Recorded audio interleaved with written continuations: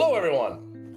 I'm Dave Moss, founder of the Unfunded List and host of the Open Door Philanthropy podcast. And here with me today is Judd Fisher, who runs the Ball Brothers Foundation out of Indiana. Welcome, Judd.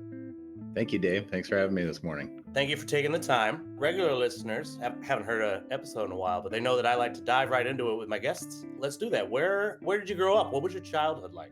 I grew up in a little town called Leland. Did my K through 12 there. It was a beautiful area, small public school, but just had a lot of room to roam. There's federal property up there. There's state property right around where I grew up in terms of parks and everything. And then there's a lot of orchards and all that. So had a great time growing up with a bunch of friends in the middle of nowhere, playing outdoors, learning how to hunt and fish. So it was pretty fun and got to see a lot of good sunsets and play around on lakes. I grew up right on the edge of a lake. I just loved growing up there in Leland, Michigan. That does sound nice. I'm imagining it now. I grew up on a lake myself, China Lake here in Maine, which I know, and my father's from Michigan. So I imagine I've never been actually, but I imagine it's similar. And a lot of my family members, they ended up going from Michigan to Indiana, just like you, decent mountains. When you say northern Michigan, do you mean the like upper? Because Michigan's, you got two parts. No, you're in the northern part of. The pinky. So northern lower Michigan. I should have been more specific. You do a hand. I do it because Maine can look like a hand too if you hold it like at an angle there. Sounds like you had a nice upbringing. Do you remember the first time that you made a gift or did something generous? I was trying to think about that the other day, and the thing that kept coming back was kind of some of the volunteer stuff we did in high school that it was being volunteered more than anything, right? Because we didn't have a lot of say in it as students. We called it Focus Day. Focus Day. It was a day of forced volunteering. But it was interesting because the one I can remember over and over is being out at a local ski resort where we as students, I can't remember if we were 10th grade or 11th grade, something like that, but we had to help with the Special Olympics. And it starts off, it's really early. You're out there. A couple of us were in like the parking areas. We have the headsets on, which I'd never used before to get instructions from people where to park. And so at first it's like this, just trying to get your feet under you.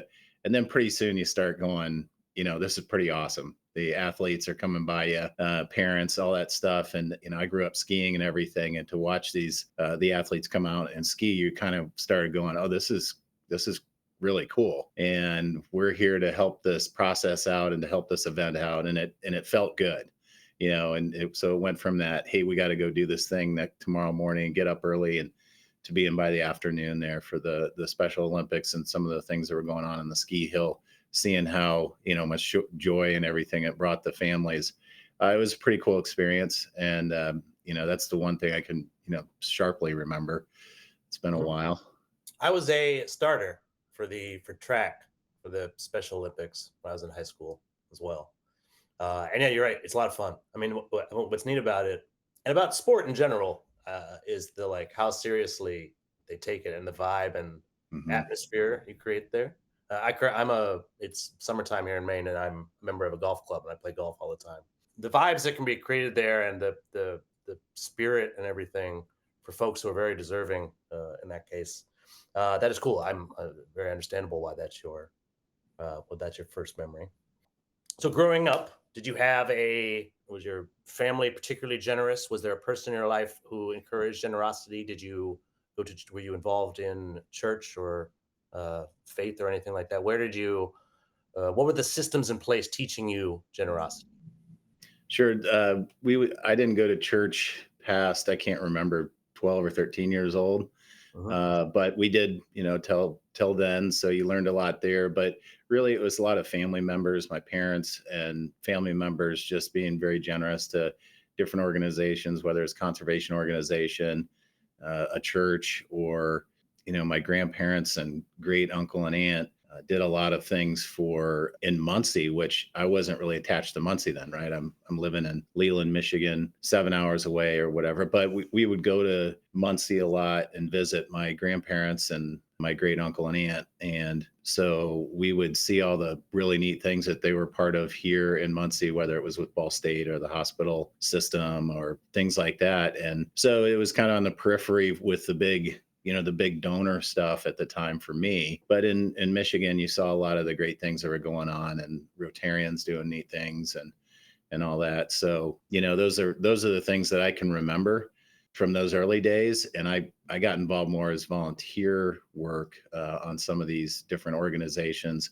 not as much as a donor as a kid. You don't have the money and all that. So you watch some of the funding of that from parents, grandparents, other family members and friends, and then kind of get involved with some of the volunteer work and learn that way. And then it all comes together later, if possible, and you're fortunate enough to work in philanthropy or, have enough dollars in your pocket to give back for different causes. So I remember. So if I understand correctly, when you were younger, you would visit Muncie and see projects backed by the Ball Brothers Foundation. Hmm. How young were you on your first site? I guess that's a site visit. Oh, yeah, site visit, family Thanksgiving. So yeah, we did a lot of travel down for different holidays. So Thanksgiving was the constant over the But years. So at a fairly young age. mhm. So what was your? um, I mean, did you understand what like the foundation, that there was a family foundation no, no, involved? I didn't know what foundation was really until I knew it existed, but I didn't really investigate that until boy, until I moved here and after 1996. So way down the line. And when I was a kid coming down here, when I was doing that travel to Muncie from northern Michigan, it was just, hey, your grandparents have helped out with this, so look their names on it there or whatever. It was not at all the philanthropy that I'm involved in today. I didn't know it existed at that point. Mhm. And that was a lot of individual giving by my grandparents and other family members that I really got to see and understand. The foundation was a distant, you know, on the horizon type thing. I had no idea Do you what's think up. there was a? So I've spoken with quite a few next gen philanthropists, and do you think there was an intentional effort to like let you be a kid, like not tell you about the organized side of the family philanthropy until you were an adult? I don't know because there was a lot of grandchildren. I mean, I had 20 plus first cousins or whatever. Yeah, So you I named them can't. all. I don't know. Probably not. Yeah, I can't if you sit here long enough. But I don't think anything like that could have been engineered at that time. We were all, we were all living different places, going Yeah. different directions, and my path to Muncie was pretty So do you remember roundabout. when you found like when you figured out that there was such a thing as the Ball Brothers Foundation, and that was your family's one of your family's giving vehicles? I found it out in a memo, really, that I can first remember. I think it was college. There was a memo sent out from the then executive director to try and garner some interest in it, and it was sent to several cousins of mine and other relatives to see if we were interested in visiting with the foundation, and that never really amounted to anything. And then I went through a couple more years of not sure where I was going to end up living, and then I moved to Muncie in '96. That was probably about 5 years after the first time I ever heard about the foundation, or officially heard about it, I guess, that I remembered. And then I slowly got involved through a wellness initiative that the foundation was doing. So about $100,000 a year was put aside. So I was brought on a committee, and that's the first time I ever was engaged by the foundation, and I did anything with the foundation. So I had still no idea what the scope and of impact that foundations had on our communities. I knew about them by then. Obviously, you see all the Kauffman Foundation, Mhm. you see all the big ones, but I really didn't know how foundations worked and But how. it sounded like there was a failed effort at next gen outreach, which is Yeah. interesting to me. Well, Uh, if you think. So that Dave, that was in the early '90s. You even think about foundations then. Foundations weren't going out and saying a whole lot about what they do and all this.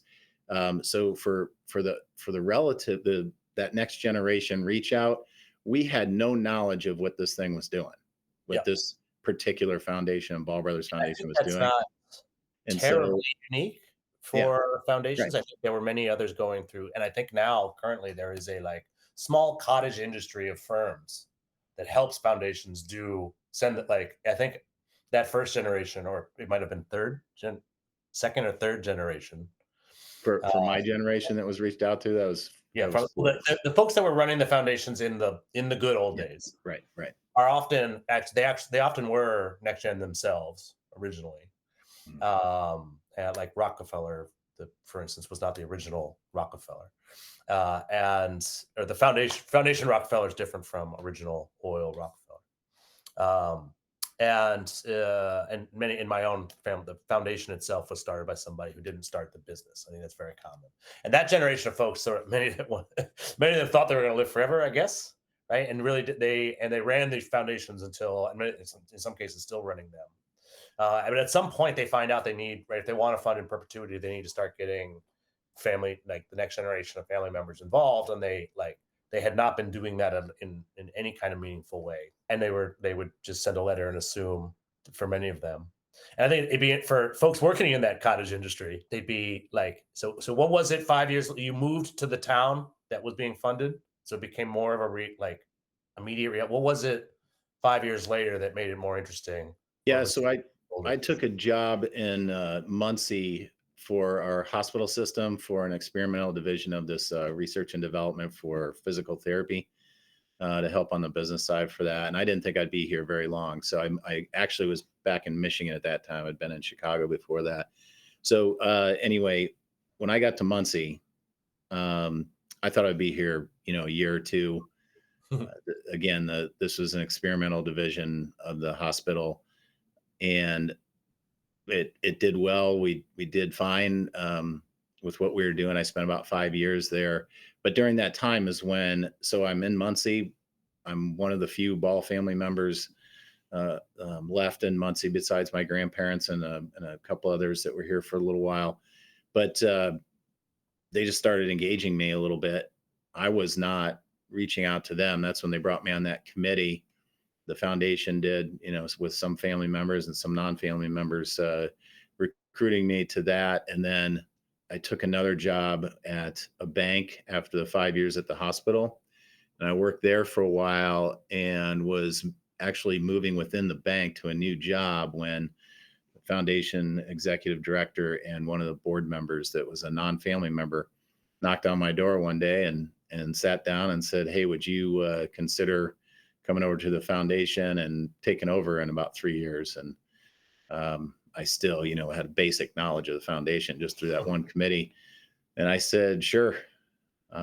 So it was going into a new world. So I still at that point had been in Muncie for, I want to say 7, 8 years when I finally moved over to the foundation, and I still didn't have a good knowledge of what foundations did.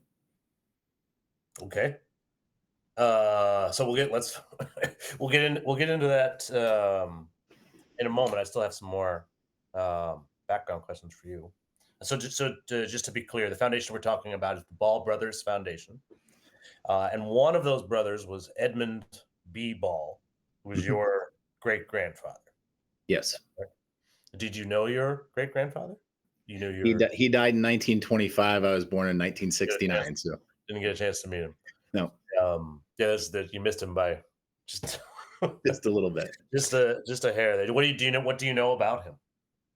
That he was obviously a good businessman and loved his wife Bertha and uh, his kids and everything. I mean the memoirs and everything that give you bits and pieces. They're all great. I mean, everything you read is great. 'Cause, I mean, a lot of it's written by them, right? So some really good memoirs and thoughts and things written down from long ago. But that's all I have is to see a lot of the neat stuff that the family did, and especially my great grandparents. But that's the only way I know him. But I A very large coincidence. My great grandfather's name was Edmund, and his wife's name was Bertha. oh really? Yeah. That's cool. That's uh, awesome. I also they lived and died around the same time. I think those names were probably more popular. Yeah. Probably more popular around them. I Uh, I I knew more, my grandmother, the daughter of those two, and then Edmund F. Ball, their son, were the people that kind of from that generation that I knew the most learned a lot from, and just had the more of the connection with, and that was still. Again, I wasn't living where they were. I didn't live in Muncie at that time. I would see them in the summers when they come up to Edmund Leland. lived in Muncie. Yep. Yeah, the M&F and Virginia B-ball lived in Muncie, and they had a place up in Leland, so I got to see them a lot up there. And my grandparents had a place in Leland, and that is where I would see them a lot in the summers and all that stuff. So it wasn't, always going to Muncie. It was seeing them when they lived up there in the summer. So I got to know them and got to hear a lot of the stories from them and everything. So, um, I was shaped much more by them than my great grandparents, who I didn't know and can only read about. And a lot of that, again, the history you read about your family that comes from memoirs and everything is very much from their point of view. It's a really good read for me. It makes me feel very positive. Anything about our family that's been written in conjunction with the family is sounds pretty cool. What everything that was done from the business side to the philanthropy back in a long time ago when our ancestors were first in Muncie and creating the business and helping out with cool stuff. I mean, hearing about the depression and helping with the banks and literally making it funding the banks so they could print money, and all that kind of stuff was really kind of neat, just to keep the town going and helping out with the economy throughout the depression, among other things. But yeah, it's the historical line there is important to me, but I can't tell real in-depth stories about anyone that was a He couple did die generations ago. 100 years ago, Yeah.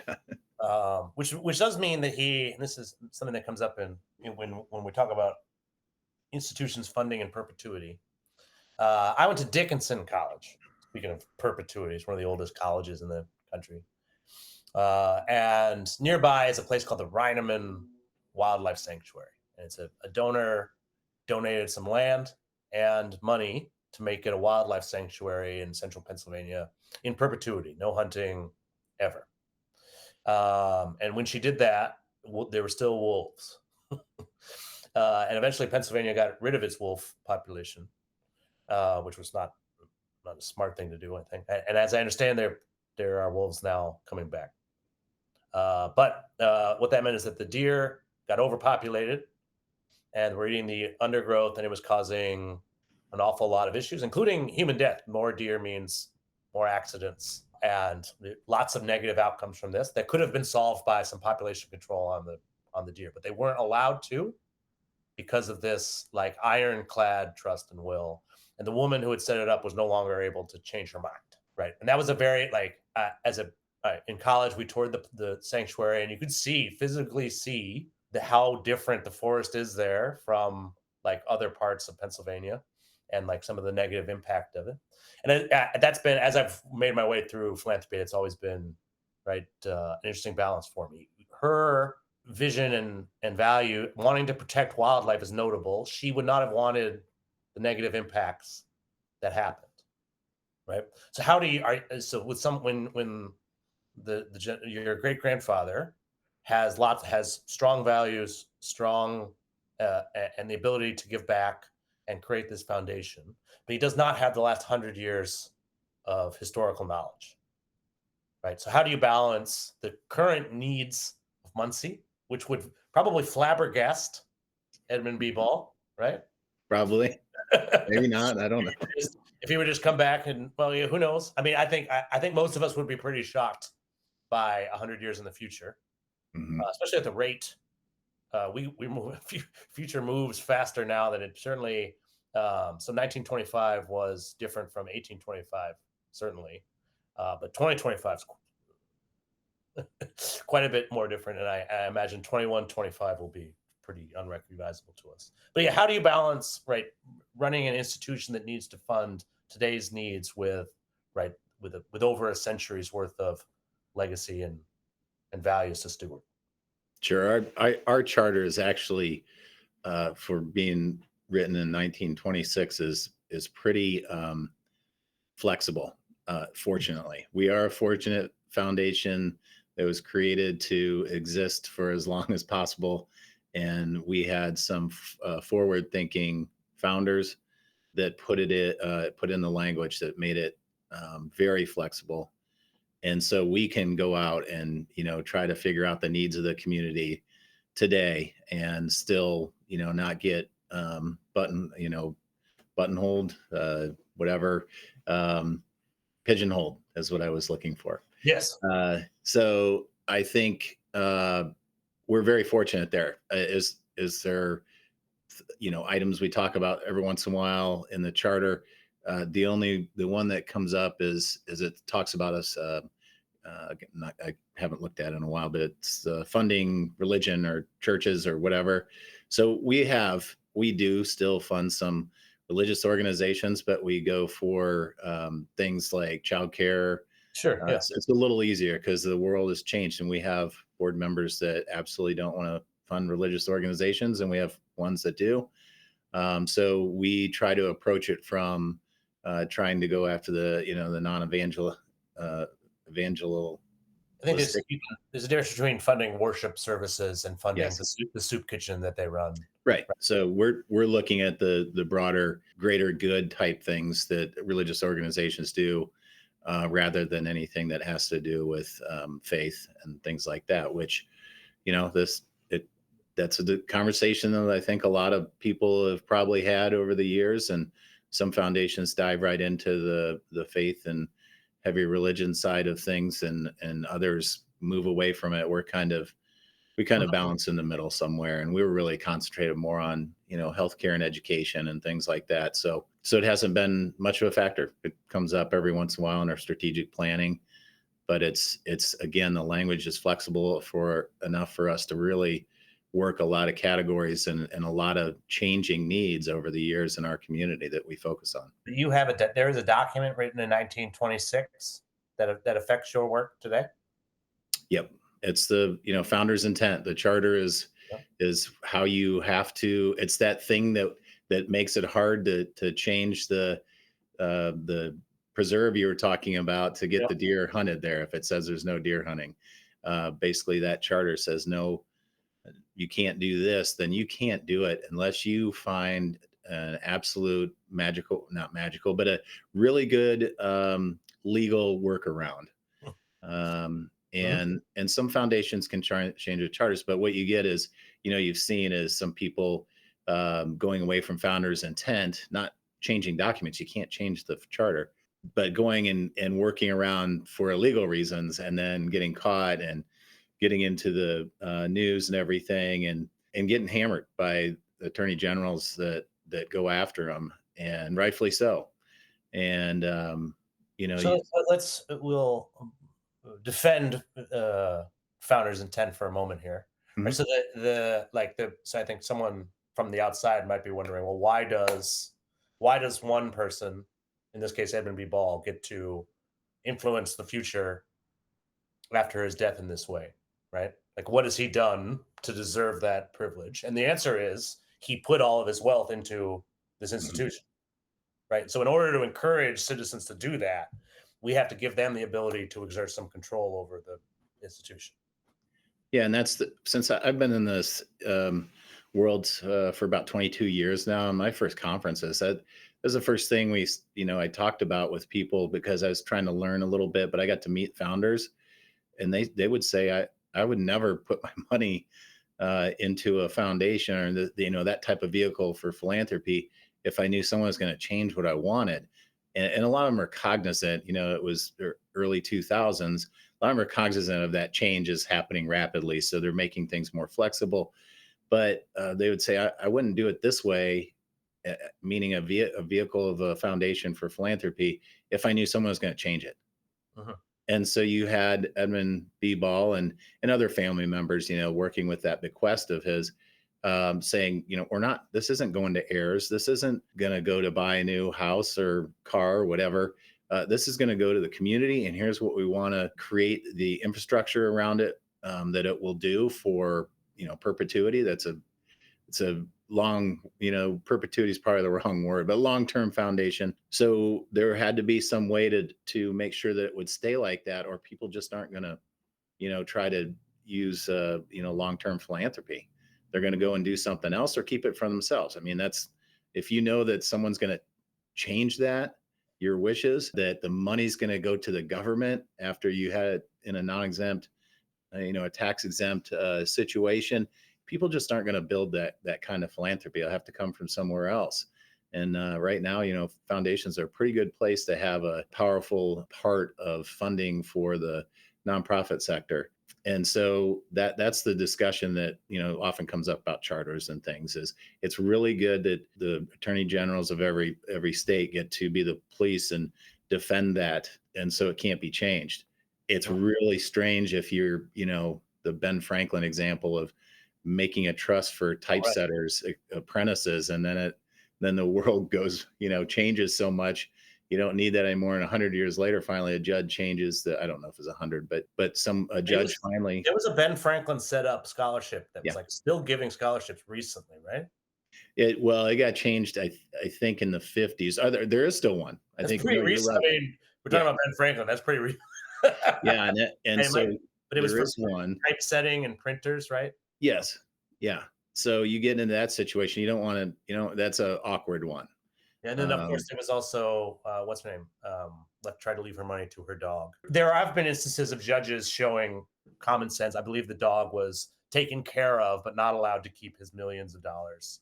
And I think it's probably ASPCA or something like that. So to stay with the values intent, right? Still taking care of animals, right? mhm, Try to stay, and that's something that, like, when a nonprofit closes, when like if it goes out of business but still has money, the law says the money has to go to something in the same charitable vein, mhm, right? And then people have to, there have to be people that they're going to decide what's the same charitable vein. And even when you're following a rigid charter, you're going to be choosing some new grantees, right? And there's I think a strong argument for it if it's going to be right. If we won't, right. So the original founder put all of his money into this thing. We want to incentivize the wealthy to do that in our society. And knowing that his great grandson might be in charge someday might give him some peace, right? But yep, on the other side, you might imagine there's probably some citizens of Muncie, right, that might accuse the foundation of nepotism. yep. Uh, it's a private family foundation, just like a private business. Yep. And I don't dive into the nepotism stuff too much. There's 300, I think, 250, 300 living Ball family members. I always tell people I don't. Some people have You didn't said, give all of them a job, right? Yeah. yeah, well, not just that. Is there someone in the family that's better than me that can run it? Maybe, but I'm the only one that lives here. Yeah. So maybe I'm the bottom of the barrel, but I live here. But just kidding. I mean, because I work my rear end off, Yeah. to do the best I can do with this job. And I told you before I knew nothing about foundations coming into this, very little. And you're right. There And are thousands, if not tens of thousands, of businesses, family businesses in this country doing the same thing. yeah, and I have no problem with it. I don't care if you're an actor and your son becomes an actor and gets an in because Actually, I whatever. have that It's is the the industry family where business. that is the industry where nepotism does bother me a little bit. It's supposed to be a talent based Right. industry, right? There is some argument for family members staying in charge of family foundations. It's got the name, it's got the word right in the name. It's not a family. It's not a family movie. Right? Right. These are family movie studios. They're supposed to be made. These are huge projects, and almost like this is my disaffected actor talking, right?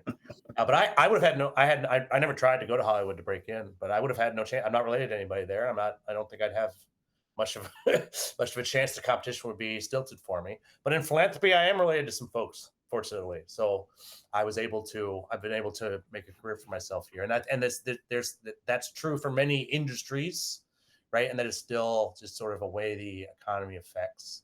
But there are obviously lots of examples. There are people who work at the Ball Brothers Foundation who are not related, right? Sure. And then in our 100 years, I'm the first family member to Oh, really? be a paid staff member at Ball Brothers Foundation. Oh, that's interesting. Um, and the It's not person like that, it hasn't been a trend. You just said you were came along and oh, that's interesting. yeah, no, it was the first executive director was Doug Bakken, middle 80s. He was 1980s. He was hired, and he was the first person. He built a little bit of a staff, and then I was hired in 2003, and that's when I chose to. I was given kind of some options, just how to learn, conferences, things like that, maybe some audit some classes, but I just jumped in and applied to IU, Indiana University's Yeah. Lilly School of Philanthropy, and I started that. I think the summer. I got hired in February 2003. I think I was starting the summer of 2003, Okay. and did that, and did it because I thought that I would have this. It's kind of a check on the box for my board. And I thought, I can do this. I'd been doing some philanthropy through corporate philanthropy before I got hired by Ball Brothers at the bank I was at. And I was like, I can do this. I was smarter than everyone. Not really, but I felt I was okay to do this. I know But the what feeling. my boss told me was, you got to do something else, especially because you're a family member and your uncles and aunts saw you down at their knees when you were little, running around on a beach somewhere, Yeah. and it affects the way they think about you. It doesn't Mhm. matter what your success is. You could come in as if you're a different person coming in here that's a non-family member that we're hiring, but you have the same qualities as you and qualifications or whatever, no one would blink. But you are family, it puts you at a detriment. And so I jumped right in and went for the masters. And what I discovered was I didn't know what I didn't know. And I learned so much. I mean, it just opened up doors for all the different things we studied. We're studying graduate level law and ethics and econ and stuff like that. And Did it this was, it you was tough. mentioned when you first got involved, you didn't know anything about foundations. Yeah. This was your effort to learn about foundations. So, and just in case folks at home aren't listening, aren't aware, the Indiana University of Pennsylvania is that's where you went to school, or Indiana? No, Indiana University in Indiana. Yeah, that makes more sense. So that's the Lilly School, and if I remember correctly, that's one of the first programs that had graduate level degrees in philanthropy. Yeah, I think there was only a few, like Stanford, Indiana University, one in Michigan, one out east. There's only like three or four in the beginning, but IU was one of the earliest ones. You have a And master's degree in philanthropy, yes. and in there you mentioned some law classes, Hmm. ethics. What Hmm. other sort of things does one learn when getting a master's in philanthropy? The history of the West, Western civilization. Broad. It was pretty broad, but it was intense, and there were people in that course that were kind of all ages, and you saw some leaders of organizations, CEOs at the time, there, and we were all doing this. It was the executive master's course, so we would come in for the summers and be on site, and then through the rest of the year you're doing online courses, which was weird for me, just the way we're, as a first for me to kind of do things like that. But so this is back in early 2000s. So you're learning an awful lot, and these professors that are teaching you, some of them were full-time professors. I think they're at IU, and some were adjunct and had jobs that they were working full-time. And so you got to learn from their life experiences, and that was really crazy fun for me, was just getting to know the different my fellow students who worked in so many different nonprofit areas or worked for higher education. things like that. Learning from other people was extremely valuable. And then the coursework, I wasn't poo pooing it to start with. I wasn't blowing it off. But when I went into it, I thought, I will do this. I'm not going to learn much, and then I'll have the credential. And it became, I will do this. I am learning so much. I'm reading much more than I used to read a lot, reading so many things I would have never read before on the philanthropic topics, but also on history of Western civilization. Came out of it like that was incredibly awesome. Gave me ideas, gave me contacts, showed me some challenges that I'm going to have. It was just awesome. I mean, the Lilly School was Hmm. fantastic for me. So And as I understand, I imagine being located in Indiana, uh, the other staff at your foundation went there as well. yes, Jenna Walkman is our vice president here, and she went there. Nice. So that was um, during a hiring process. I can't remember how many people we had apply, but I'd gotten the heads up from my supervisor was her supervisor, and he emailed me and said, Jenna is applying, and you need to take a serious look at her. And I was glad that we did. When She's there's only a been handful of fantastic. when there's only a handful of philanthropy programs, and one of them's in your state, seems natural to me that that's where you would look for. Yep. Right. And if so, I know a decent amount of my own volunteers and listeners to the podcast are interested in would like to work in a foundation or work in philanthropy. You think um, going to school for it is a good? It sounds like it worked out pretty well for you and Jenna. Yeah. I think so. Obviously, not everyone has the time, but or the dollars to do it. I would say it was much more eye opening and helpful to me than I ever expected. Are there students from the program who work in other fields? That's something I've always. So the thing it seems to me is it's a pretty big risk. You get a master's in philanthropy, right? That's a pretty big commitment you've made, and you have to work in philanthropy, which is a small field where it's hard to get jobs. Are there other fields where this is a useful education? Yeah, I think it would. That's the thing I don't think I explained well enough, that you could use everything we did in this master's for any other job, You're government, knowledgeable about the history of Western business. Yeah. civilization, business, law, right? You could fit in right in a lot of places. That makes sense. Yeah. It, Very it's cool. it's like a liberal arts degree anywhere. It's just kind of is a foundational build for just knowing more, learning more about this world. And um, again, I will say that I kind of downplayed it to start with, and it was more than helpful in the end with my job, being on boards, business that small business that I run. It's just been awesome. So I Our, fully support it. our board chair is considering it. I know she's looking at a few different schools, including Indiana. So, on behalf of her, right? Thank you. I'll make sure she listens to at least this part of the Well, podcast. Dave, I've got a cousin too that is on my board, and she is just finishing up there. Oh, great! And she was a teacher, and she was a school board member. She retired like a year ago, I think, from that. It And is a she is, fast growing field that I think, like you mentioned, you're the first family. I think in general, I think you said the first ED was hired in the '80s, right? So hmm, the foundations ran without any staff for decades, and and then '80s is pretty typical time for them to start staffing up. And I mhm. think probably there's more people working at foundations today than ever in American history. That number's probably going up. So we're going to transition here into your current grant making strategies and the stuff and the great work being done by Ball Brothers. Do you ever call? Is there a way you shorten Ball Brothers BB Foundation? We just say BBF. It's BBF, probably not the greatest thing to do, but because right? there's other foundations with the ball name in it, and people mess it, just don't know, and they. I just don't want to say Ball Brothers 1,000 times in this interview. You can say the foundation or BBF. I don't care. I'll know what you're saying. Place, the spot. Yeah. So the BBF is a place-based responsive grant maker.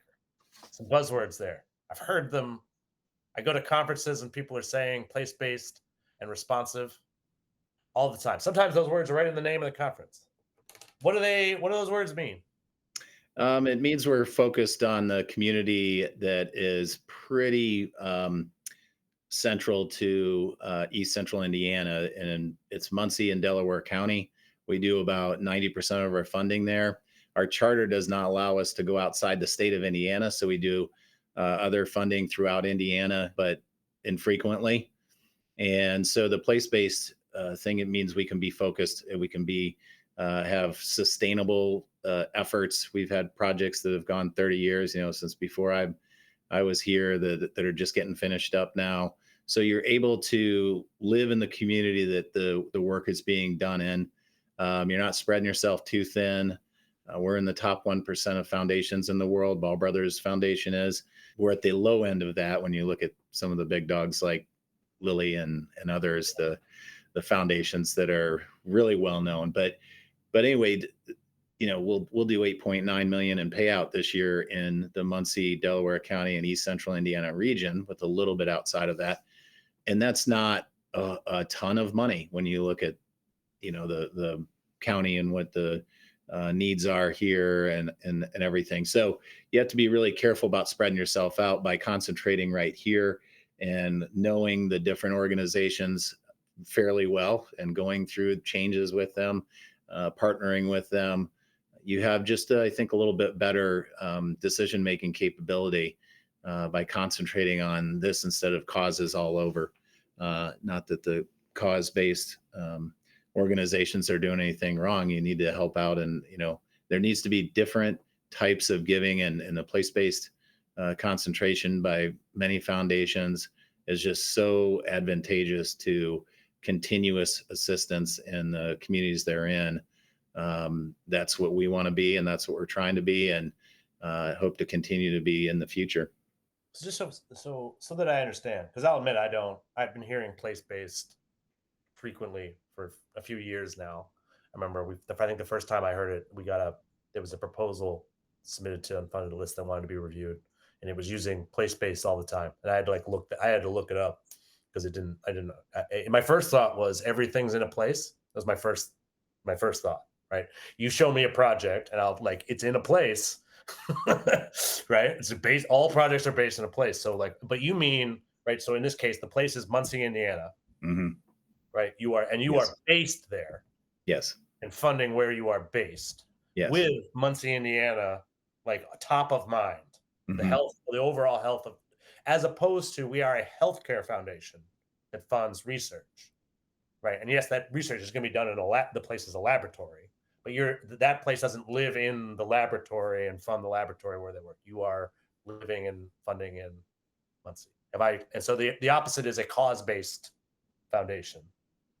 Yeah, we do just that more physical geographic area right around us where a lot of the wealth was built for the family, and where the founders lived and loved the place that they were living in. They wanted to give back, and so we are very much a place-based organization, and we'll do it. Our mission has Muncie, Delaware County, East Central Indiana, and Indiana as the places we give within.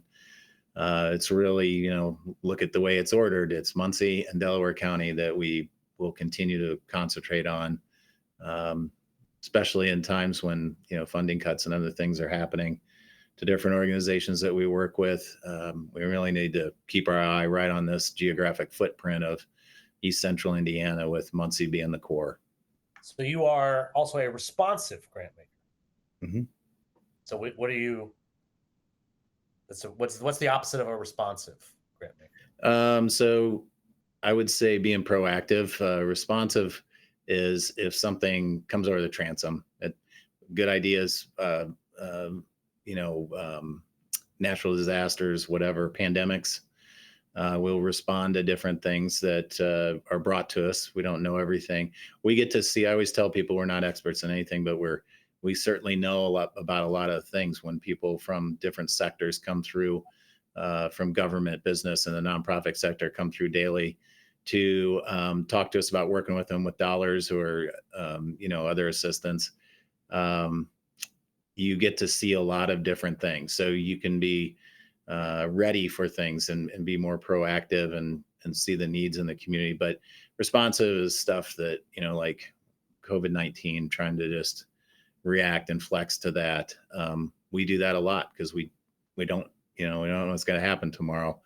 And sometimes it's a slow moving nonprofit project that we hadn't heard about comes in and we respond to it. Okay, this is something we want to work with you on. Thanks for bringing it to us. This is going to affect some folks in this community in a positive way. Let's move forward. But then the proactive stuff are things that we'll research and analyze and go out and try to figure out if it makes sense for our mission and if we'll actually make an impact and who the partners will be. So those are kind of the different things. And the extreme is COVID. Yes, I was gonna. My thought that COVID's an extreme.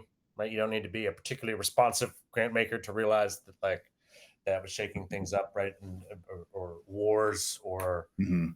other huge issues. But there's lots of ways in which community needs shift. How is that a part of the work, right, to assess those needs and make sure you're granting in? Because it sounds like that's going to be important to me because you're not a rigid issue-based grant maker, right? Accepting a bunch of proposals on one topic and then choosing them off of a matrix. You Mhm. are trying Mhm. to make sure you're doing the best for Muncie at all times, right? So how Mhm. are you? And you're trying to respond to things as they happen, right? What is the right? Or do you just sit around waiting for pandemics, or like what is there more? Is there more active work done No. to assess Um, needs? Much more active, just meeting with folks constantly, whether they're grantees or leaders within the community or neighborhood folks, just making sure we have our pulse on everything that's going on. Staff does a lot of volunteer work and also just attending different things, in the community, making sure we're present. So we try to make sure we understand what's happening in the community, and that you get in these situations sometimes where you're going, okay, is this if we dive into this, is this a lagging indicator of a problem, and are we going to be behind it enough that we shouldn't do anything? So we'll kind of make sure we're up on things as well as we can and I say research and analysis, not in the academic context. I always get in trouble by professors when I say it that way, but just in-house, making sure we've read every article we can. We've talked to different people that are experts or living some situation, and then we'll move forward. And, that's how we've come up with a lot of our initiatives here that really look right at this community. We don't do a lot of grants to government, and when it's should be taxpayer dollars, and it's got elected officials and everyone trying to help out with what they're trying to do well for their communities. But every once in a while, you come up and see something that's super important that you want to try and fund, and sometimes it's in an area that you don't normally give money in. The one example for that is the emergency management initiative we have. We do about, I can't remember what the percentage was. There's just a couple percentage over the last 10 years of funding into the kind of first line responders, police and fire and Yeah. stuff like that, and Delaware County Emergency Management Agency. And so we don't want to put a whole lot of dollars in there, but when you start learning about how the budgets work in your community, the budgets come out every 2 years, and if there's an upgrade on technology needed in the between those 2 years or something, and you can help out with the police or fire or whatever, we try to do that when it makes sense, because they're not going to be able to put that in their budget for another year, and they may not get it funded, and you're looking at safety issues. We had one that we tried to do margin of excellence grants that are above and beyond what most organizations would be able to do, especially if it's a school or something like that that is funded by taxpayer dollars. We want to do some things, margin of excellence. Margin of excellence grants. Yes. I like that. And so, Is that um, a you know, buzzword? I've never heard it. Is that something? Is that just no, called? we just use it as an explanation for what we're trying to I like it. accomplish on those, like public schools, higher ed, emergency management stuff. The places where there's a lot of state appropriations, a lot of input from others. We're trying to do some of the things that they just wouldn't be able to do whether it's buying equipment Yeah. or getting certain training, things like that, that just was not going to be possible within the budget of, whatever time period. Bernie. One So of the that's one of the proposals we highlighted this after this last round here in Maine is called the Life Light Foundation, and the foundation exists to raise money for our emergency medevac system for the state. mhm, yeah, The average Mainer lives, I forgot the number, really far away from the hospital. I remember when I saw the number, it's like it's over 50 miles or something. And so we're actually more likely to go in a helicopter than in an ambulance if we go to the emergency room. yeah, So as a result, that system is very well funded. Right, helicopters are expensive, and there's insurance reimbursements and lots of stuff in there that's well funded for it. What's not well funded is mental health services and emotional care, trauma care, and stuff like that for the employees who see horrible stuff yeah, in a helicopter. Watch people die in a helicopter of a traumatic injury is a terrible thing, and they need support and care to be able to get through that. There's no funding for that work for the state, and that's one of the proposals we read. And interestingly enough, it was submitted to a proposal that normally funds in the arts, but is very place based. And I think that's a very interesting example of foundation work, right? Being responsive and finding issues where yeah. you can't fund the medevac system, right? You can't fund the whole emergency room, right? Even and this goes into my next question. You mentioned your very large foundation, right? But you're not the largest in your state. No.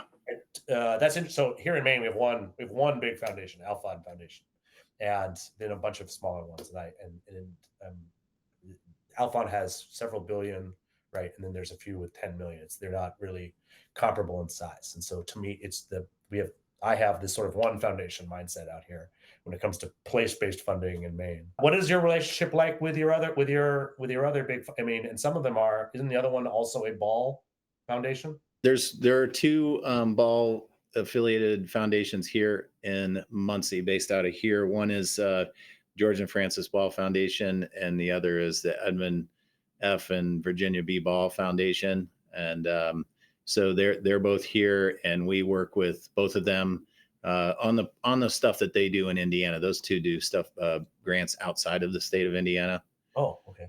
and They so just different charters, different yeah, family members from a while ago, but mhm, still in regular contact. yes, yeah, Very good.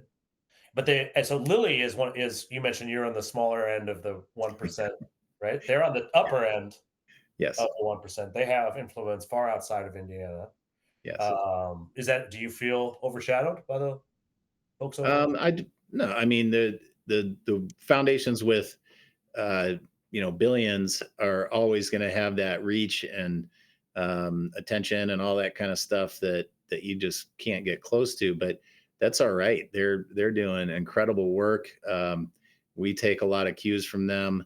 Make sure that we're looking into different areas around our community that the larger foundations are working on in a more regional way, in the Midwest or national way. You can always garner a lot of information from the sheer amount of grants that they make. But yeah, you can't say we're uh, overshadowed. I don't know. Uh, I don't feel like that. We do some incredible things here. We're just tiny compared to those large foundations.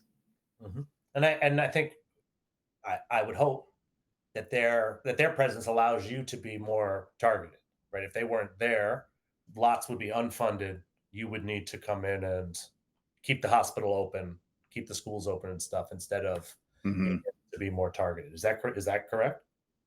I think the combination that we have in the state of Indiana with the community foundations and the Right. great private family foundations and private foundations and all the different funding sources, we're extremely fortunate, and we're extremely fortunate here in the Muncie Delaware County area to have the Ball Foundations, but also our community foundation is the fourth Right. largest in the state, I think, um, and we have several other smaller foundations here. Have a great system of philanthropy and uh, charitable organizations and charitable giving here that's been amazing since I've lived here. even with a lot of the corporate stuff going away because headquarters went away, and all of a sudden some of that corporate funding for organizations disappeared. But I think individuals have really stepped up, and then to have the foundations that we have here is pretty unique in a town our size and a city our size. So I'm really happy with all the folks we work with right here, and then we do get some incredible funding from Lilly and some others that comes into this community through other channels. Like we don't ask Lilly. I've only been on a uh, couple meetings, I think, in the last 22 years where we sent a note to say, hey, can you help us out with this? It's really done through different organizations here asking Lilly for assistance with their projects, and then asking us for assistance with their projects, and trying to get those different funding streams, and being successful with Lilly every once in a while. So that's been really cool to Yeah. see that, and the help we get in this community from other outside sources has been amazing. It sounds like there's a very strong philanthropic ecosystem in Mhm. India. And is that the result of, right, the greatest generation set this up for us, and we're benefiting? Like what? I think so. I mean, it's a good example. People have different ideas on philanthropy today. The different generations have very different ideas, but you look at what was set up. We're one of the oldest foundations, family foundations in the United States, one of the earliest ones. We have not grown like some of the other ones because some of it's um, a lot more input of dollars over the years, and different types of investments and things like that. So we're not super enormous, but we started a long time ago. And if you look at the different foundations that started then, there are several that are still going. Many of they die off after like the third generation, but the ones that have kept going have just done amazing things in their communities, and beyond. A lot of expanded outside of what they were built for, just like we were talking about earlier, if their charter was flexible enough. But I think that you look at this area that was based on manufacturing in East Central Indiana, where I sit. Manufacturing has employment has dropped off precipitously. We lost about over 17,000 in population in Muncie area alone when manufacturing either left or started to automate more. The technology and everything made Yeah. it so we can have high output with not a lot of workers. We still have our advanced manufacturing here is amazing, and there's still some of the highest output you've ever seen in manufacturing in the area with the lowest amount of workers. So you had this drop off of people, but you have foundations here with a lot of caring people, individuals in the community, and all that have been able to kind of readjust the community to the eds and meds that we've kind of become, the education and medical community. Our two anchors are a hospital and a university that employ 5,000 people together combined. And being able to kind of see those types of things, live in the community, get some of the outside funding, but also see the changes that are needed to switch to a different type of community that's going to have a talent producing, because of your universities and colleges here. We have Ivy Tech Community College. We're going to be able to turn into a talent producing area for healthcare workers. We're a teachers college at Ball State that can turn out teachers. There's different things you start to shift to and adjust for the population loss Mhm. that has, we're just starting to get over that, starting to get some population back, but also recognize that this isn't a manufacturing area anymore. Shift to the kind of new type of eds and meds. We have incredible education and medical community here, both for service and talent development. So On that front, I'm proud to say I have two cousins who are teachers in Indiana, and they both are Ball State graduates. And awesome. I have a third cousin who's currently a Ball State student, who I assume will soon also be a teacher. They are music educators. They run two couple band programs in the area. I think the music building is like Ball is named after Ball Brothers I'm Ball trying to State. think which one are they in the. Because I remember when she was going, this is a weird memory I have because when we booked this interview, like my main recollection of Ball is from Ball State. But I do remember when she first got in and like looking into it and seeing that there were three different ball foundations in the area, and all of that. And I think her like the building she took most of her classes in was was named after you folks, which is confusing because it's already Ball State.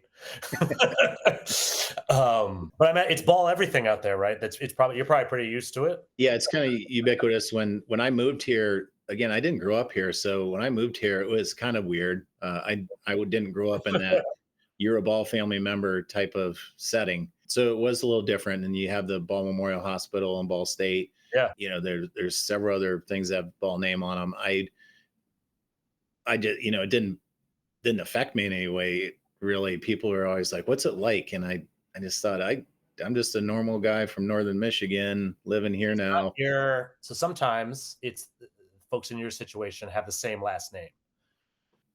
You have a different. You're not Judd Yeah. Ball. So like that alone makes it a little bit. I would think it would be much if it was your last name. And I've interviewed some folks who have to go who have to walk see their own. We interviewed a guy named Benjamin Harrison Swig the third. And Benjamin Harrison Swig the first put his name on a lot of stuff. And Ben has a hard time going anywhere without people thinking he's the one that he's the person who donated the money. But in fact, like you, he never met the guy. So you get a certain some amount of anonymity there. I'd like to go into we'll talk about a specific project that you're working on. I was interested because we're doing something similar in my town. We built there was a closed department store downtown, and we have turned it into an art center Mhm. as part of a overall economic development plan that was done. And actually, you were talking about eds and meds. I like that. We have Colby College in my town here, and they are a driver for a lot of stuff. And it was their idea to do the art center. You've done something called the Creative Space Action Plan, some sort of major investment in public art. Yes, that was a project run by the mostly by the Community Foundation here, Muncie Delaware County Community Foundation. They're really the lead for that. We've been involved on several levels, done a couple of grants to support public art directly. In because of that effort for the last couple of years to put the CSAP together. The other thing we've done is been part of the travels around to different communities with a group to see how other communities are doing this. So that's been really fun. We've gone to Madison, Indiana. I went to Columbus, Indiana. And so we went to those areas to kind of see how their communities have pulled together with their arts alliances and how their cities, how their government officials treat their arts and everything. So that's been a really fun thing to do. It's been a long time coming. I think if just putting your question together in this way, we've talked about public art in bits and pieces for years and there's been hits and misses. There's some great artwork out there. It's been done by different organizations. It's been done with some coordination at one time or just individually or by an organization and another. What we're doing now is trying to coalesce that and be like Madison, Indiana, or Bentonville, Arkansas, where there's been an effort to increase the public art and have some really high quality stuff. I mean, again, that's art is in the eye of the beholder. Beauty is in the eye of the beholder. The whole effort here is to just enhance what we already have. There's some really cool artwork in the public realm here in Muncie. We want to see more of it and have it more coordinated by the group that the Community Foundation's put together. And so we've done 2 grants so far just in the last year to help with some cleanup of some art that's already out there just to get it back, get the rust off. And then there's dollars for oversight for the CSAP program. And then there is some dollars to start looking at some new art. And we're not putting a like a rule fence around kind of what can and can't be done. I think this is up to committees of people to try and figure things out. We've talked in other leadership groups, myself and some other folks that are on some committees and things like that about artwork in the public realm for a long time. and it goes from, hey, it needs to be this high art and really, um, really speak to the community and all that. And then there's other people that want things that reference our community. Garfield the cat comes from here. Want to do Oh, really? some, yeah, I want to do some Garfield type things in the public realm. So I know, Closed on Mondays? pardon me. So it would be closed on Monday. Yeah, yes. uh, Closed on Mondays, eating a lot of lasagna. Lasagna. Uh, so I talked about, but what are so the things that interest people that come here are just a ton of different things. Some crazy art, some really super high quality, kind of high. I don't know how to say it. More elite art, but you also have the baseball bat in Louisville that at that people go and stand outside Louisville Slugger, and that type of thing is a draw for a community and is art. It is public art. Yep, well That said. and people want to go stand in front of it. So we're interested in seeing a kind of a wide range of things get developed for this, and just expanding on what we already have, and finally coming to at least a ramping up point of what we've been talking about for years in terms of getting more public art out there. Uh, so anyway, that's been pretty exciting.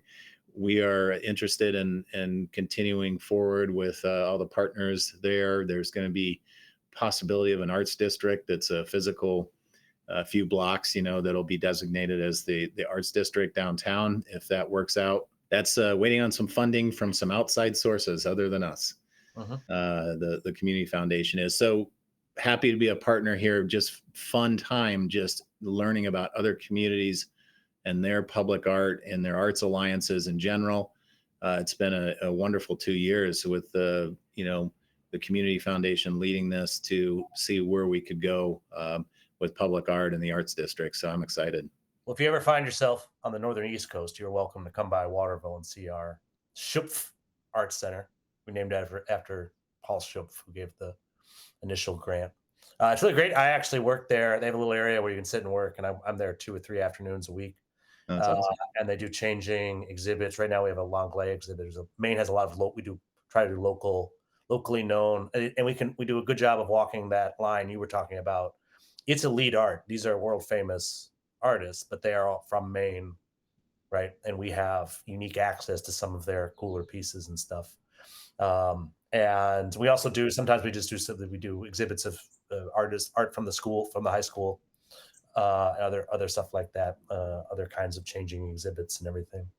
And as a result, right now, art is the number one reason for tourism to our town. We host the Maine International Film Festival every year, which is growing in importance. It's a big component to Colby College to have arts education and all of that. And there are folks in our community who see. So our hospital recently closed. We have a growing homelessness problem. Many areas of town, in fact, the area of town most likely to be named the arts district for us is also the area of town where you'd be most likely to find needles on the ground. Mm. So for a lot of community members, they don't understand the investment in art seems like some sort of extravagance, right? At a time when they're seeing homeless right in their face and at levels that they've not seen before. So you touched on this before, and I think it's true here. I think the leaders here is a very similar project here. Different groups came together and have tried to focus on this. It's Mhm. not just a bunch of people with monocles looking at art, right, and Right. saying and stuff like that. There is talk about some of the real tangible practical benefits in terms of right youth engagement, crime, tourism, economic development when it comes to art and public art. Yeah, I think just getting people to visit those spaces and learn about that artwork. I mean, you're basically spreading the globe, right? If you have people that are serious about the community or just kind of having fun exercising out and looking at this art, regardless, if you have people in that area that are there for that purpose, you're going to start getting that pushing that the needles away. I mean, we've seen that in other projects, right? You start getting people that are kind of more responsive on several levels. okay, something bad happened while they were walking around looking at this artwork, or the artwork's kind of damaged or something by somebody, so you're going to get a lot of people talking about it, discussing, hey, there's some bad stuff going on. We've had these problems here. Obviously, we struggle with fentanyl and some other things here. So you see this. My family's experienced the watching someone shooting up and doing weird things near us, or downtown Muncie, or out near our house in the farm area that we live in. So if you have people walking around looking at this art, or someone's damaging it, things like that, there's usually a response to that, right? And if there's no art there, there's no access to art, there's no public way to display art, you're not going to get as many people walking around. This is just creating the space, the physical space, Hmm. to show off different types of art. Some of that high end art, some of that are the more elite art, I guess. I don't know how to say it. And then the fun Fine, stuff. fine You know, art. yeah. Then the baseball bat, the giant baseball bat, that kind of thing. If you're getting Is there flow a of people, Garfield? Like, what is there a mural or a stat? Does Garfield have a statue? He there's a deserves. Anyone deserves a. there's a Garfield. There's our Muncie, Destination Muncie is our visitors bureau, and it has a Garfield path that you can follow, that it takes you Garfield. around to different Garfield items, and there are some statues. All I right. couldn't tell you. I couldn't tell you where they are. I got the map about after a meeting about 5 months ago, but I can't remember where everything is. But we used to have one in our building 20 years ago when I first joined, when these Garfield statues went up in a lot of public places around the community, and into a couple private organizations. But yeah, it's a pretty popular thing. And I was a big fan of Garfield. I remember that. I think was it the Halloween special? Candy, candy, candy, candy. Jim Davis is from here, the Yeah, the cool. creator. He went to Ball State, and he was, as far as I know, he still might be an adjunct professor. He went What? back and Jim he's Davis still, and my cousins, Ball State graduates. yeah. Wonderful. Very cool. I hope that if I ever get a chance to come out there, perhaps visit my cousin, I'll make sure to to go on the Garfield path, Yeah, right? And then I'm also going to want to get a picture with that baseball bat, I think. you got to Uh, go to Louisville for that one. so looking ahead 5 to 10 years, what does success? Let's go 10 years. What's a successful? And you've been very successful. You're the most successful funder of all time. 10 years from now, what does that mean for Muncie? What have you accomplished? I think created some physical infrastructure around the downtown area that creates even better walking and biking, kind of pedestrian trails around the downtown area. So that doesn't sound like a huge thing, but it would, there'd be some connections I think we can still make on our trails that would make it easier for people to attend certain things, and create some more energy and vitality and vibrancy in some of the neighborhoods that we serve. And so from that standpoint, I think that would be important. We can't get involved like the housing thing. That's a huge issue, especially in the rural areas around us.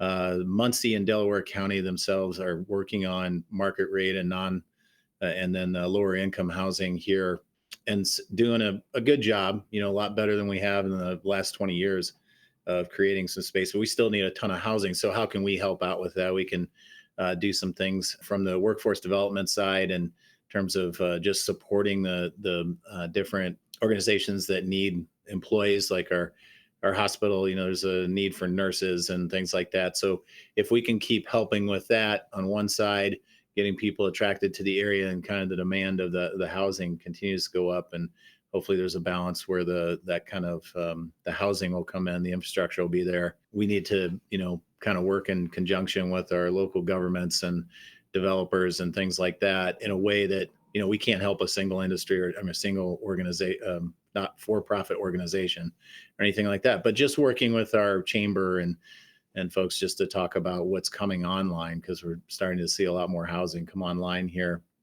So that would be huge. Helping out with the reputational aspects of our biggest, largest school system, Muncie Community Schools, was struggling years ago, got a state takeover. Ball State stepped in, helped with a 20-year plan. Muncie Community Schools has a wonderful board now. They're just doing incredible work.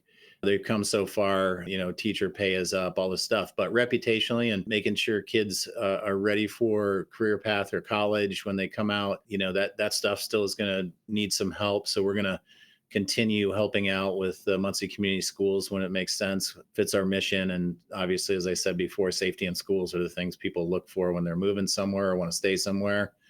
Businesses want to move somewhere. So helping out in our central city focus area of the two K through 12 systems. There's another school that's owned by Ball State. It's a laboratory school. It's one of the only ones in the state. And that means that Teachers College runs students through there. They run about 700 students through there a year from Ball State to learn. And the lab school is able to do some other things with its learning, its pedagogy to experiment with things. So we want to be able to support Burris K through 12, one school that's in the core downtown area, and we want to support Muncie Community Schools, which is the largest system that's coming out.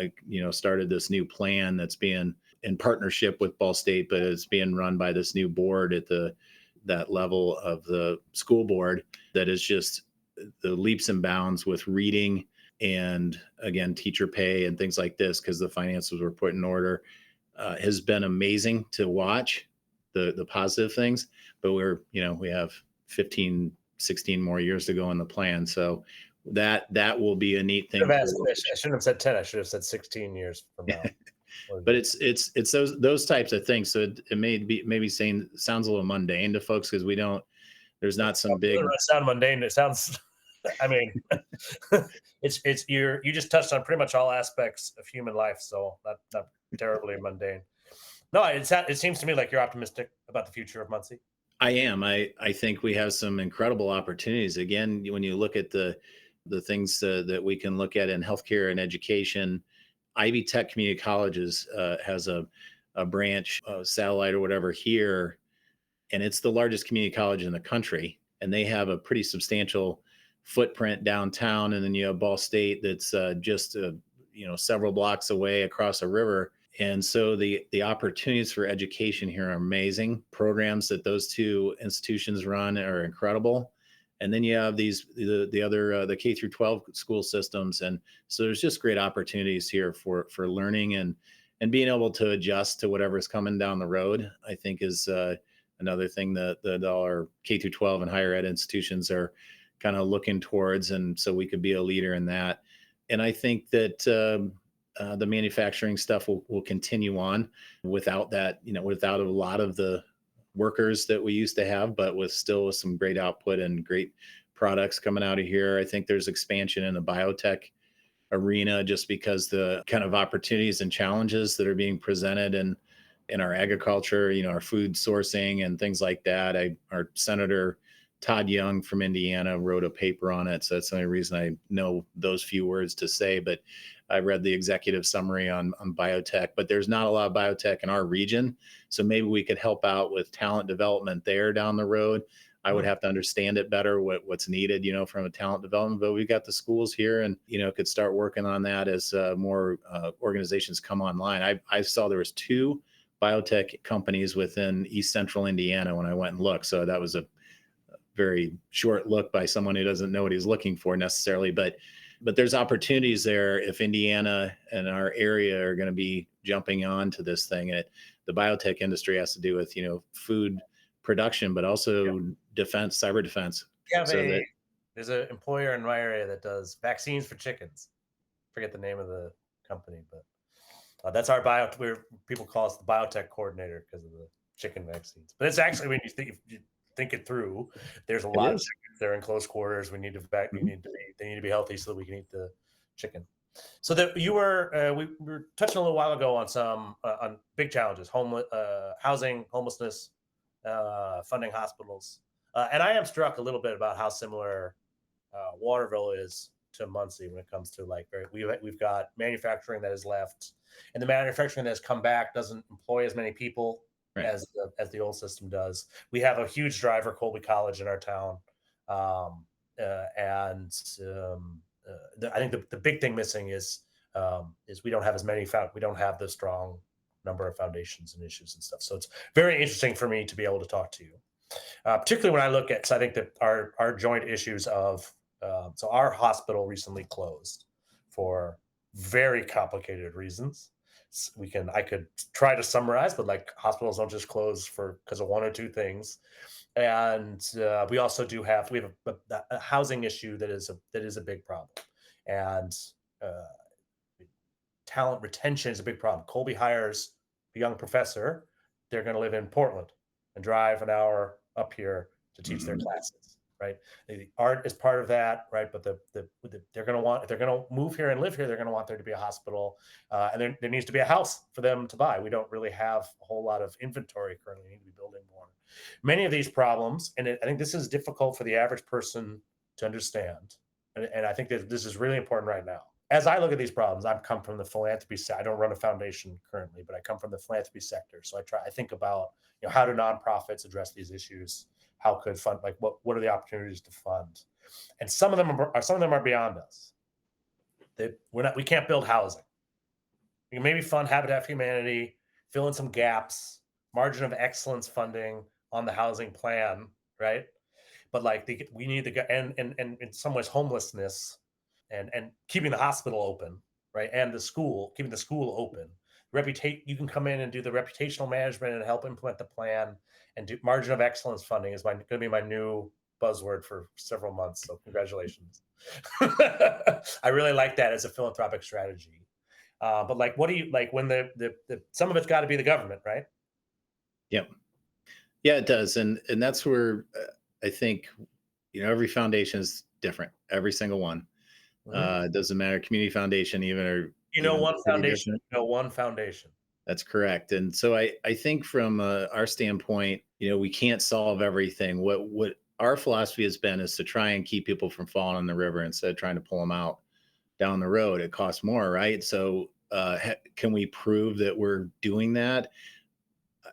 Not there's no way because we're one of several partners trying to help out within the school systems and within education when we could be a tiny part of that. But we're pretty sure we're keeping several more people from falling in the river that are going to be productive people in our society. So I'm just saying that because we do not we do a lot of human services stuff, but relatively less than most foundations, I think, when it comes to our philosophy. We want to try and help at the early end, childcare, K through 12, higher ed. You want to get that continuum so it's a success more than we're kind of helping out with the homeless issue. And again, that's just a choice we make, and others are working on it. It's good for a community to come together to try and help out in those situations. Our success here, I think, has been that there's a lot of different partners working in a lot of different areas, and we're trying to promote this place because we can't do some of the things you said, and then it is up to government or is up to business. We're trying to help on the healthcare side. We're trying to help on the safety side. We have a thing called Project Cybertooth. It's a cluster of grants we do to law enforcement and to higher ed institutions to help on several levels, including current law enforcement type things going on in the community, but also in the talent development area with getting some interns trained up in real world experiences with different things. So we're trying to help on that safety for the community side. We're trying to help on the healthcare side with some funding. But then the other thing we do is try to show off our community. We try to talk about the amenities, the river that runs right through our town that's been cleaned up over the years. It's still not perfect, but had some incredible folks working on cleaning up that river since 1972 with point source and non-point source pollution all over this area. And it's a much cleaner river than it's been in 30, 40 years. So we're trying to help with more access to the river. We're trying to help people understand we've got more trails than most communities, so there's a healthy healthy aspect to that and a way to get around that you don't necessarily have to get in a car to go to the grocery store or things like that, or go to a restaurant. You can use the trails to get off in certain neighborhoods, either on your bike or walking. And during the pandemic, we had a ton of people coming from other communities down south of us towards Indy that were coming up here and riding bikes and walking around, and that discovery is kind of was kind of neat. But we're trying to support those types of things, that the amenities that draw people to different places. I had an economist do a presentation once on trails, but he started off, and it was a big restaurant headquarters down in Tennessee, I think, was moving into a community, but they had a checklist for them in this community with their local economic development folks that were trying to lure them there or whatever, and said, here are the top 10 things we need. But like number 3 was a trail that goes by our headquarters. And this economist said, this is economic development. And he showed a Google Earth shot of a new trail that was going along between a river and the headquarters, and said, that's what drew this big restaurant chain headquarters to this place. At least one of the things on its top 10 checklist was this trail. Hmm. And I thought that was interesting, because a lot of community foundations say we can't do economic development, but you know what? You can help build a trail and try and lure, folks that want to be outside and for wellness purposes, and both mental and physical, and to try and also get from point A to point B. Those are really big things in communities that some people don't think about. I mean, a lot of people love trails, right? I mean, If I think back in my American history to the time when Edmund B. Ball would have been alive, one of the things that was going along in America was it was then a country that was somewhat established, and unlike Europe, it didn't have old castles and old chapels and old churches and old districts of town that tourists could come visit. And so and they were like, well, what will we have abundant natural beauty though, right? And so we like, particularly the Hudson Valley School of Painting came out of this, painting the beautiful Hudson Valley and encouraging people to go there and visit. And we started building resorts in nice areas, right? So you could go and enjoy the lake and stuff like that. We had, it was part of our own country's economic development. And that's when it comes to, and we did the same thing here in Orville. We redid our trails, which touches on an earlier point. Once you've invested in the trails and redone them, and you have a nonprofit supporting them, then that's more people walking them to notice the needles and the trash, and be responsive and make sure that right. stuff is cleaned up. Very interesting. One question I can talk about foundation work as much as possible, and I lived in DC for a long time, and I generally don't like talking about politics. I vote, but after that I can't. It's they have to do their jobs, right? The current administration has made some cuts that is affecting folks all over, and has closed some departments that fund nonprofits. Lots of the groups that I review proposals for have lost significant funding, or worse than losing, or just dissolving. Many of my evaluators that volunteer with us have been affected by these things as well. So I'm wondering, has the right? And again, you're not going to be able to go in and take over for government to Right. fund those problems. So how are you shifting your response there? And are there partners, projects, and stuff that are being affected by this? Yeah, I think we're just starting to see it, and obviously we do a presentation on the amount of funding available from foundations per year versus government, and then we're 10-12%, we're a fraction of it, and so there's no way to take that over. Yeah, foundations provide 10% of the funding that the government provides. Yeah, just about. I mean, I use a slide from years ago, but More or less, yes. it's hovered around there. So it's not like we're just going to be able to fill the gap. So you have to go into it being practical and thinking about that. So one of the things we'll do, and I'll just say, Dave, we haven't, just now we're starting to hear more of what the cuts mean at our state and federal level. When we first kind of geared up for it in our community with the nonprofits, no one knew what the cuts were going to do, and so we didn't hear a lot. There was a couple. United Way held a meeting just to find out who's in need. And I think hardly anyone showed up, and that was just because no one knew. No one knew what the cuts were going to affect. So we, as Ball Brothers Foundation, are just starting to hear what's going to happen, and none of it's super clear, except for from public schools. And this has to do with some of our state cuts, not just the federal stuff. Our public schools are going to be in trouble here in about 3 years. Like right now, we've kind of got righted the ship financially with everything, done everything right. And then all of a sudden you got more cuts, and that's going to affect that. Higher ed's getting some decent cuts. We have, Medicare has gotten and I'm not going to throw these numbers out because I can't remember them very well, Sure. but the cuts are going to, affect us tremendously. So what's that mean on our hospital system? When people just start flooding the ED and there's no reimbursement, whereas there before Medicaid reimbursed it, I think 27 cents on the dollar. So it was a huge loss leader And there's in an also area. that was one of the big factors on our hospital was that Yeah. the reimbursements cut. It's the timing of them. They're 27 cents on the dollar and they take 90 days to come in. You just Yeah. can't run a business that way. No, it's terrible. And the more volume you get, the worse it is for the hospital because the more money you're spending, and then you're getting paid back this, or you not getting, I mean, you're getting a Mhm. payback, but it's much less than your expenses. And so it's just a doom loop. So, Doom yeah, loop. so we are, again, just starting to see. So, childcare facilities, we've been working on childcare here at our foundation since 2006 in terms of really starting to pay attention to them and trying to help out with some operations and project based stuff and capital. I mean, yeah, capital projects. So those are going to struggle mightily. The On My Way pre-K program that the state ran has been cut down. I can't remember the numbers exactly. I think it's cut down to a third of the kids that will be eligible, and those are for 4-year-olds that get pre-K, get the ability to be in a pre-K program. And then there are vouchers here that go from $300 a week per child to $148 a week per child if you qualify. And so you think about that, we're going to have some of the childcare facilities are going to be filled, especially the ones that are for profit or ones that are in a certain zip code or whatever, will probably be still filled with children. But there's a lot of places with lower income folks, just the parents that are single parent that can't pay the 30,000 a year for childcare or whatever it is, and they're not going to be able to get the vouchers.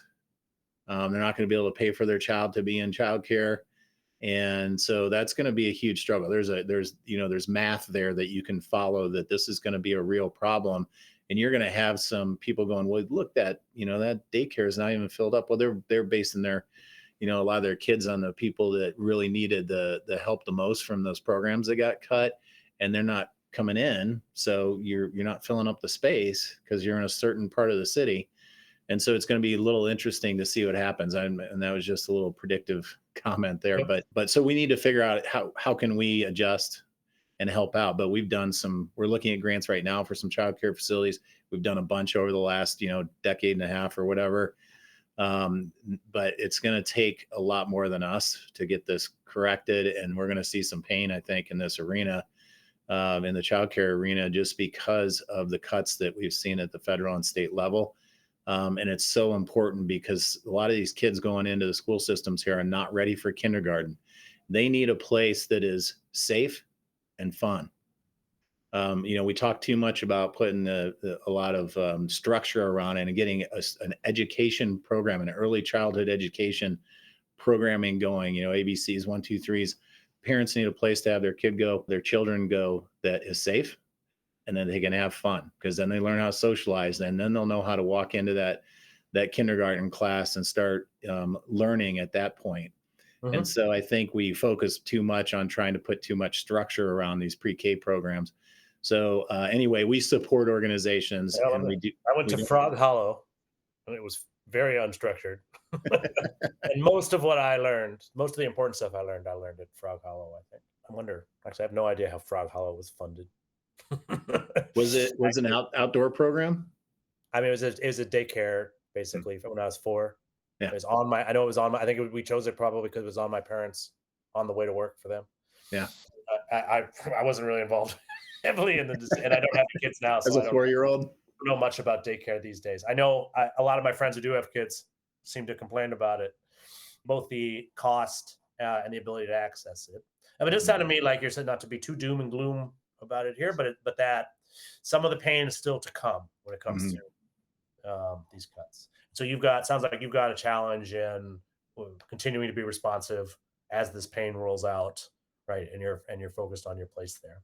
We'll try to end the show with on a more positive note. So what is it? What is the most exciting thing? We're talking about the field of philanthropy here, right? Philanthropy professionals like Mhm. yourself who either work at a foundation or maybe in a corporate giving partner or there are increasingly there's wealth managers now that focus on philanthropic advising, right, and that sort of thing.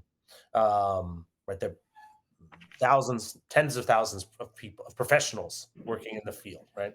What's the most exciting thing for us philanthropy professionals to be focused on right now? I think just the, not every place is so different, but I think there are wonderful opportunities for philanthropy to help in the education realm that, it's not, I'm careful how I say this for your listeners, but Hmm, what other philanthropists have done to try and make big change in education, big splash type things, sure. I think helping at the granular level within school systems for the things that affect them in their area is the most important thing we can do. We have jumped, we were not in the K through 12 space until about 10 years ago. We're at the higher ed space for funding, not necessarily in the K through 12, but since we got into that or started funding it more heavily, I've learned a ton about the public school systems and how important they are out there. I've always thought they're important. I was a public school kid myself in high school and K through 12, but I think that space, because of the changes coming to us, you have AI, you have, just the ability for kids to phone or no phone, to be able to figure out what's going on in this world so much easier. And it's not all the right information and all that, but being able to be in a school where you can, educate kids on kind of the way the world is and give them opportunities much earlier than they would get, before they figure things out if they go to college or if they go into a career path that they think they want to go into and learn that. I think being able to dive down at the age at K through 12 is exciting. It's necessary because of the swift changes coming with AI. I just think the opportunities like what we would have to help with education are neat. There is that issue of school systems that have very deep pockets. They're in a certain zip code again that is fortunate for their revenue, and they are able to teach their teachers. They can train the teachers on AI and whatever is next. Whatever big thing comes up and change, those schools throughout the country in the K through 12 space that can do that are going to be so far ahead of many more that don't have that ability. And so my I guess excitement here is we can help on the side of the training part for the new things, and that's what we've been trying to do, and that's what we hope other funders are jumping in to do too, is to help fund the change that's going on within the K through 12 space. And we're kind of seeing that and need to ramp that up a little bit to make sure our school systems stay up. So that's not it's not super rosy because we just don't have the funding here to keep up with some of the other school systems, but it's an opportunity, Well, I I think, think you're for right. us. There's tremendous opportunity right now with it Mhm. to have impacts by funding margin of excellence in the schools. Yeah. That is definitely an exciting thing. If you had a magic wand and it's got one charge left, you can cast one spell, and but that spell can only affect this wand's limited. It can only make changes to how philanthropy is done. what would you what would you do? I would make it less complex for the end user. We're partners in things. Even, we have to, Ball Brothers operates under the legal requirements, our mission requirements, Mhm. and the basic information we get on a lot of things because we don't live in the space of a lot of our grantees or whatever. And I mean figuratively, we Right. literally live near them in our place-based organization. But Not you affect have you're not actively homeless or no, yeah, you're right. right. Judd in a put a tie on and walk Yeah, you into look great. certain parts of the neighborhood, I would say they would reject me. So we try to use as many partners as we can, leaders in the community, leaders at the neighborhood level to try and communicate with folks, build relationships. Communication and relationships are the only thing that count in anything in this world, and so we try to be good at that. But the magic wand thing would be to get philanthropy, the organizations like mine, to try and make it less difficult to apply for grants and to report on grants. I think we Um, run people into the ground. We'll do a grant that will not require a lot of reporting on it. We're investing a lot of money. My board wants to know what's going on. Yeah, They you want to got know if it's good organization that you're supporting. Is the leadership good, governance good, that kind of stuff. Is it making an impact? Yes, we want to know that, and we do have things, again, the legal requirements and mission requirements and things. But I think on the whole, I have to realize that if an organization is doing reports for another foundation or another funder or a government entity, that I don't need to do mine, and I can ask that organization for whatever they're doing for the ones that do require that report. So we do that to lighten the load a little bit, because you have people, again, some of these organizations, whether they're strong ones or they're kind of bumping along, they still are on a razor's edge most of the time with financials, and they're usually don't have as many people to help out. There's not a lot of chiefs of staff. Yeah, I There's not know. a lot of so their time is super important. So don't put them, Yeah, particularly, in 'cause I think it's okay to ask for as I run on funded lists, so I spend a lot of time thinking about this and talking to the people, grant seekers, the people actually putting the proposals together. The one thing I'll say is they want to submit proposals. They Mhm. really do. They will work hard into the night to write those proposals. The reporting stuff is where generally we get the most ridiculous and for no reason. You can get that report, as you said. They have other funders, they've already written a report. You Yeah. can get it without making them write yours. I once had a 1 year grant from a foundation from a program that normally gives multi-year grants. Uh-huh. So it was a rule that you had to write an annual report and a final report, but it was a 1 year grant. So they made me write two reports, and they told me that the other one that they had to be different from each other. Even And if that was nothing changed. yeah, no, and it doesn't make any sense. You're funding me. You want me to be using my time well. That's definitionally not a good use of my time. Yeah. But some reporting needs to happen. It was the outgoing guy from Ford, Darren Walker, said, right, trust-based philanthropy doesn't mean you don't write reports. Is one of my favorite quotes, right? And but it can be done more. I agree, it can be more efficiently. And I also think folks that outside of the grant process can better understand what we do, right?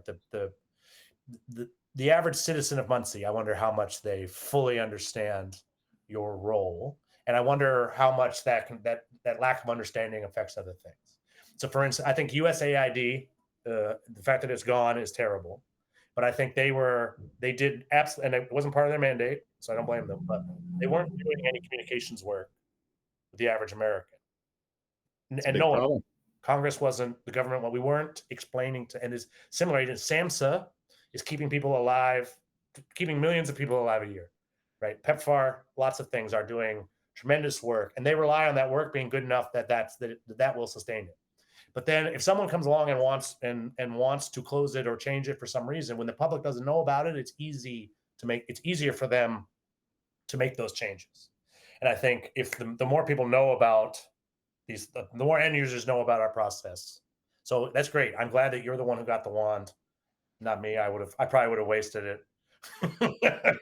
Right. I would have worded the wish wrong and accidentally invited tragedy upon myself. I'm gonna go a little off script with one last question. It is Wednesday. You are a busy foundation head. What do you have on your schedule for the rest of the day?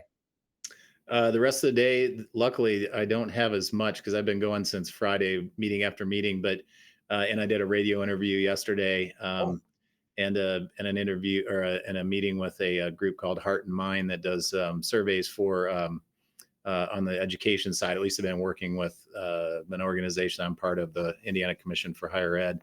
So I've had like one thing after the other that I've gotten prepared for and trying to talk, and sound interesting for people, on good your job. uh, on your end that'll be watching. But meetings today. Next Muncie is a group of leaders. It's kind of a roundtable with the mayor. We have co-chairs of two Jeffs, Jeff Mearns and Jeff Bird. Dr. Jeff Bird is the CEO of the hospital system, the East region, kind of the top half of Indiana on the east side. And then Jeff Mearns is the president of Ball State University. And so Hmm. they are the co-chairs of this next Yes. Muncie. They're the anchor institution. So they're running this project that we kind of come together. We talk about things going on in the community with the mayor and a bunch of other leaders in the community. Meeting with the mayor later today. Mhm. First Yep. Dave Moss and then the mayor. Yes. That's Dave big Moss thing. and the mayor. So Uh, it's funny. I imagine. So lots of times when I ask this question, it's usually like a reports or like an Excel spreadsheet or like staff meetings and stuff. It's never. It's you're the first one who had like who has a glamorous meeting with the mayor coming up. Right. I think that's what I think a lot. We might imagine that's what we might imagine foundation heads doing. So that's good. I well, will be imagining you, and I think I'm sure you'll do really well. Hopefully, I didn't. You're not talked out. You don't have a hoarse voice. no, For this has been fun. It has been very fun. It's really great to speak to you. One of the things I think is, how we decide to give away our excess wealth is the most important decision humanity has to make over the next Mhm. century. Yep. And you're in a position to, and it's not, it's a decision. What's neat about that decision is that decision will resist dictatorial action. It's not going to let one tyrant decide for us. We collectively will decide how we're going to invest our excess wealth, whether that's in public art projects, keeping hospitals open, right, Yep. or whatever it is, right, Yep. building walls, or bridges, or uh, repairing school systems. You've got a really cool job and a really interesting approach to it. Got a great staff. I met some of them at a conference last year. Very interesting work. I know my audience is interested in it. I will let you get back to it. Do you have anything you want to say in closing?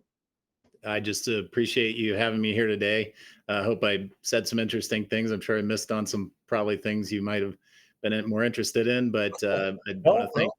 I want to thank my staff so I can do stuff like this because they help me out and they're taking over some of the meetings when I'm off at meetings like later today, so we can actually get the work done around here. And I just think being able to talk a little bit more about philanthropy is super important. We've tried to ramp up our communications. We have all kinds of kind of rules and regs for trying to put out a frequency of communications on the organizations that we help.